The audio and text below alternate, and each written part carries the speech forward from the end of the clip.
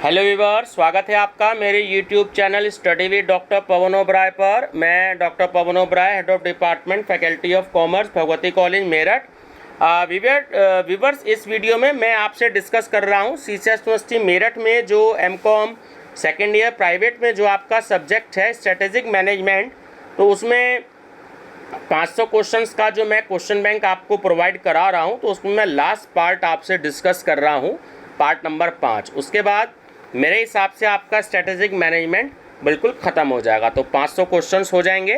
तो first time अगर आप मेरे चैनल को देख रहे हैं तो मेरा channel study with doctor Pawan Oberoi को सब्सक्राइब कर लीजिएगा और बेल आइकन जरूर प्रेस कर लीजिएगा और अपने फ्रेंड सर्कल में शेयर करते रहिएगा और सजेशन देते रहिएगा कि वो भी सब्सक्राइब कर लें, ताकि वो भी एग्ज़ाम्स के दिनों में बेनिफिट ले लें। और कंपटीशन से भी बहुत सारी मेरी प्लेलिस्ट में वीडियो हैं, तकरीबन 1 लाख MCQs जो हैं वो मेरी वीडियो में होने वाले हैं। 95,000 क्रॉस कर चुके हैं, तो 1 लाख 3-4 दिन में हो जाएंगे। तो आप पे कंपटीशन से रिलेटेड भी है, TGT, PGT, NTA net, B.Ed entrance, है ना, बैंक PO, RRB, SSC। चलिए, तो इसमें मैं डिस्कस कर रहा हूँ आपसे, पार्ट नंबर 5 डिस्कस कर रहा हूँ। और ये आपके NTA नेट वाली जो प्लेलिस्ट है, जो मैंने 50,000 क्वेश्चन बैंक की एक स्टार्ट करी है सीरीज़ कि मिसलिनियस क्वेश्चन बैंक है आपका कॉमर्स का, और उसमें कुछ इकोनॉमिक्स से क्वेश्चंस भी दूंगा। NTA नेट के लिए है वो नाम, भले ही मैंने उसको NTA नेट /PGT TGT दिया, बट एक्चुअली मेनली वो NTA नेट के पर्पज़ से है। PGT का पेपर थोड़ा सा टफ आता है, मतलब थोड़ा सा टफ TGT के मुकाबले, बट NTA के मुकाबले तो बहुत ईजी होता है।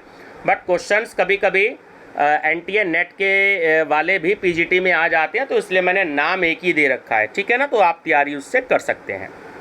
हिंदी इंग्लिश दोनों मीडियम में मैं क्वेश्चंस प्रोवाइड कराता हूँ, ठीक है। चलिए, तो डैश यह रणनीति है जिसमें निर्देशक मंडल और मुख्य कार्यकारी अधिकारी, जिसे हम चीफ एग्जीक्यूटिव ऑफिसर बोलते हैं, शॉर्ट में CEO बोलते हैं ना, मुख्य कार्यकारी अधिकारी को, तो शामिल है। तो व्यावसायिक संगठन के वित्तीय और गैर वित्तीय लक्ष्यों में जिम्मेदार होता है, तो वो होता है कॉरपोरेटर। सामरिक प्रबंध यानी कि स्ट्रेटेजिक मैनेजमेंट द्वारा उद्योग का संचालन कहलाता है, तो वो कहलाता है आपका रणनीतिक प्रबंध। विविधीकरण में के पैटर्न में शामिल होता है, तो उसमें देखिए ऊर्ध्वाधर विविधता और उत्पाद विविधीकरण और बाजार का विविधीकरण, ये सभी शामिल होते हैं उसमें।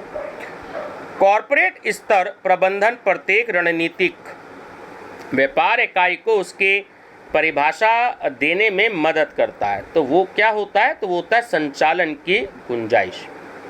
सामरिक प्रबंधन का कार्यात्मक क्षेत्र कौन सा है, तो उत्पादन या संचालन, वित्त और विपणन, ये सभी होते हैं। किस रणनीति का उपयोग एक संगठन द्वारा किया जाएगा जो व्यवसाय की एक से अधिक रेखाओं में है। ऑप्शन बी कि कॉरपोरेट स्तर की रणनीति। कौन सी रणनीति बाजार के उस दायरे को संदर्भित करती है जिससे व्यापार पूरा होता है, तो वो होता है चौड़ाई की रणनीति। इनमें से कौन पर्यावरण की बाहरी रणनीति है, तो वो होती है पैरवी। निम्नलिखित में कौन कॉरपोरेट और व्यावसायिक रणनीतियों का समर्थन करने पर ध्यान केंद्रित करता है, तो वो होता है संचालन रणनीति। चलिए, नेक्स्ट है रणनीतिक प्रबंध के डैश में दूरदर्शी मुख्य कार्यकारी द्वारा विकसित की जाती है, तो वो है आपकी उद्यमी मोड। रणनीतिक इरादे का प्रारंभिक बिंदु क्या है, बहुत इंपॉर्टेंट क्वेश्चन है, तो ये है विजन। निम्नलिखित में से कौन कॉरपोरेट रणनीति का एक मान्यता प्राप्त तत्व नहीं है, तो वह प्रतिस्पर्धात्मक लाभ डैश उन उद्देश्यों को संदर्भित करता है जो एक संगठन प्राप्त करने का प्रयास करता है, तो होता है रणनीतिक इरादा। वैश्विक कंपनियों के लिए किस प्रकार की रणनीतियों का विशेष महत्व है, तो वो है कॉरपोरेट और प्रतिस्पर्धी। किसी व्यवसाय के बढ़ने का सबसे धीमा तरीका निम्नलिखित में से है, तो वो है आंतरिक विकास। जब एक फर्म व्यावसायिक परिचालनों का कुछ भाग या यूनिट बेचकर बाकी फर्म के संसाधनों का पुनर्विनियोग करती है तो वह कहलाता है, तो वो छीनने वाली व्यूहरचना कहलाता है। वर्तमान परिवेश में संगठनों के संसाधनों का विश्लेषण निम्नलिखित का हिस्सा है, तो वो है रणनीति योजना प्रक्रिया। क्षैतिज एकीकरण कब होता है, तो जब एक फर्म एक प्रमुख प्रतियोगी के साथ अधिग्रहण या विलय करती है। निम्नलिखित में से कौन रणनीतिक प्रबंधकों का एक प्राथमिक कार्य नहीं है, तो वो है परिचालन योजनाओं को लागू करने के लिए चरणों का प्रयोग करना। निम्नलिखित में से कौन रणनीतिक प्रबंधन के मूल में है, तो ऑप्शन ए कि बाह्य वातावरण के बदलते स्वरूप के लिए संगठन को अपनाना। सामरिक प्रबंध प्रक्रिया, तो पर्यावरणीय स्कैनिंग, रणनीति निर्माण, कार्यान्वयन, नियंत्रण और मूल्यांकन। किसी संगठन के मिशन का मुख्य उद्देश्य होता है, तो वो होता है कि समाज में संगठन के उद्देश्यों को परिभाषित करना। रणनीतिक प्रबंधन को परिभाषित करते समय महत्वपूर्ण बात है, तो वो होती है विकास की प्रक्रिया।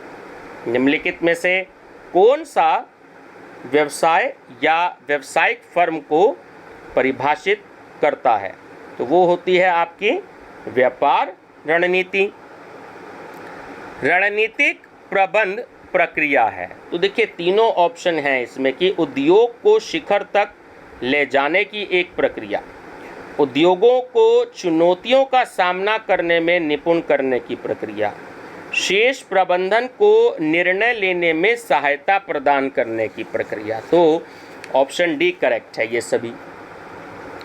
व्यूह रचना में निम्नलिखित पहलुओं का समावेश होता है, तो इसमें भी सभी शामिल हैं कि उद्योग के ध्येय का निर्धारण करना, बाह्य वातावरणीय घटकों, चुनौतियों तथा अवसरों का विश्लेषण करना, दीर्घकालीन उद्देश्यों के समूह का निर्धारण करना, है ना। तो ये सभी है इसका आंसर भी, तो तीनों इंक्लूडेड हैं इसमें।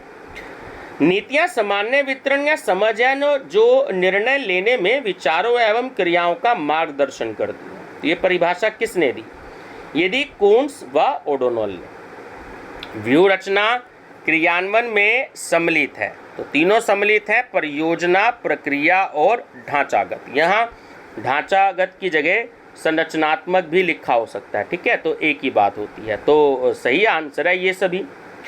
पूर्वानुमान उपकरणों को मोटे तौर पर यानी कि प्रमुख रूप से दो समूहों में वर्गीकृत किया जा सकता है, तो वो है, एक है गुणात्मक और एक है मात्रात्मक। डेटा और सूचना समान अवधारणाएं हैं, अवधारणाएं तो हैं लेकिन समान चीज नहीं है, तो यह कथन है बिल्कुल सत्य है। आमतौर पर संख्याओं तथ्यों का संग्रहण कहलाता है, वो कहलाता है डेटा। निम्नलिखित में से कौन एक उद्योग के लिए एक प्रवेश बाधा नहीं है, तो वो है आपूर्तिकर्ताओं की सौदेबाजी की शक्ति। लक्ष्य संगठनात्मक एवं व्यक्तिगत निष्पादन में सुधार करता है तथा नियंत्रण में वृद्धि हेतु स्पष्ट कारण बताता है, तो यह कथन है पीटर एफ ड्रकर का। व्यूअर्स, एक इम्पॉर्टेंट बात और भी मैं बता दूं, इस वीडियो में रह गई कि कुछ स्टूडेंट्स अगर मुझसे ये PDF फाइल परचेज़ करना चाहते हैं तो मैं 100 रुपीज़ में 500 MCQs भी प्रोवाइड कराता हूँ उनके व्हाट्सएप नंबर पर। तो इसमें जो डिस्क्रिप्शन बॉक्स में व्हाट्सएप नंबर दिया हुआ है, आप उस पर मुझसे कॉल कर सकते हैं। और अगर आपको जैसे मार्केटिंग मैनेजमेंट या इंटरनेशनल मार्केटिंग या रिसर्च मेथोलॉजी का जो भी कोई मतलब आपके सब्जेक्ट हैं, अगर आपको प्रीवियस ईयर के क्वेश्चन पेपर्स चाहिए तो केवल 10 रुपये बड़ा नॉर्मल सा चार्ज लेकर के वो मैं आपको उस नंबर पर व्हाट्सएप कर दूंगा, ठीक है। तो अगर आपके पास पेपर अवेलेबल ना हो प्रीवियस ईयर के, तो वो आपकी PDF फाइल मैं आपको 10 रुपये में सिर्फ अपने अकाउंट नंबर में आप मेरे को डिपॉजिट करेंगे, मेरे अकाउंट नंबर में, वो आपको व्हाट्सएप कर दिया जाएगा और आपके उसी व्हाट्सएप नंबर पर आपको पेपर भेज दिया जाएगा। मीडियम मेंशन करना जरूरी है कि आपको हिंदी मीडियम में चाहिए या इंग्लिश मीडियम में चाहिए। चलिए नेक्स्ट क्वेश्चन है कि ST रणनीतियाँ एक महत्वपूर्ण रणनीति है, तो वो है बाहरी खतरों पर नियंत्रण रखना, तत्काल बाहरी वातावरण में शामिल है, प्रतियोगी रणनीतिक मुद्दों पर प्रबंधन के निर्णय किस स्तर के होते हैं, तो वो होते हैं ऊपरी स्तर के। निम्नलिखित में से कौन सा पोर्टर के पांच बलों के मॉडल में शामिल नहीं है, तो ऑप्शन ए कि स्टॉक होल्डर्स के बीच प्रतिद्वंदिता। ध्येय एक सामान्य शब्द है जो संगठन के अस्तित्व के आधारभूत कारणों को दर्शाता है, तो वो है मैकफॉर्लैंड। वांछित उद्देश्यों को प्राप्त करने के लिए सभी संगठनों द्वारा किस संसाधन का प्रयोग किया जाता है, तो वित्तीय साधन, भौतिक संसाधन और मानव संसाधन, इन सभी का किया जाता है। इस बुनियादी सवालों में से किसे दृष्टिकथन का उत्तर देना होगा, ऑप्शन डी कि हम क्या बनना चाहते हैं। डैश बाहरी ऑडिट का हिस्सा नहीं है, तो जो वित्तीय अनुपात का विश्लेषण होता है वो बाहरी ऑडिट का हिस्सा नहीं होता। रणनीतिक निर्णय क्या डैश के बजाय प्रबंधकों को डैश पर आधारित होते हैं, तो पहले में आएगा पूर्वानुमान और दूसरे में होगा जानना कि रणनीतिक निर्णय क्या पूर्वानुमान के बजाय प्रबंधकों को जानना पर आधारित होते हैं। रणनीतिक प्रबंध में कंपनी की रणनीति से संबंधित निर्णयों और कार्यों में सम्मिलित होता है, तो देखिए नियोजन, निर्देशन और आयोजन ये सभी सम्मिलित होते हैं। एक रणनीति किस कंपनी के लिए होती है, तो प्रतियोगी से प्रतिस्पर्धा करने का प्लान होती है, ठीक है।